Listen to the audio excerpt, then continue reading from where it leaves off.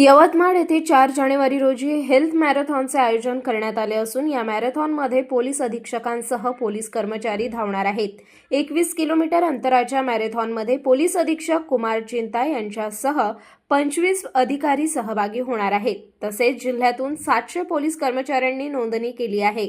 या मॅरेथॉनच्या निमित्ताने यवतमाळ शहरातील वाहतूक बाहेरून वळवण्यात येणार असल्याची माहिती पोलीस अधीक्षक कुमार चिंता यांनी दिली आहे।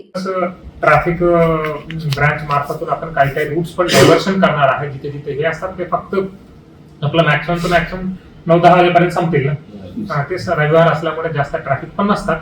100% ट्रॅफिक डिपार्टमेंट पण डायव्हर्शन्स करून आपला मॅरेथॉनसाठी मदत करणार आहे। यावर्षी माझे याच्यामध्ये खरं सांगायचं त्यांच्या बड्यापणा आहे की ऑपरेशन प्रस्थान अंतर्गत पण बोलतात। आम्ही जस्ट सहभाग झालेला आहे, त्यांच्यासोबत जोडलेला आहे। अदरवाईज ते पूर्ण नियोजन तेही केलेलं आहे, हे मी डायरेक्टली ओपनली सांगतो। ते अंतर्गत नाहीये, ते बोलतात पण हे सहभाग आहे ऍक्च्युअली। आणि जसं हे सांगितले मी स्वतः पण 21 किलोमीटर धावणार आहे।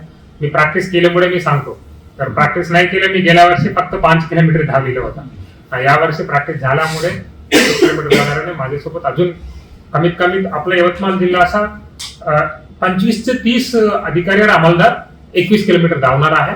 आणि टोटल यवतमाळ पोलीस जिल्ह्यामधून अराउंड 700 लोकांच्या नोंदणी झालेल्या आहे, म्हणजे आपल्या 3000 पैकी। हे खूप चांगलं अचिव्हमेंट आहे।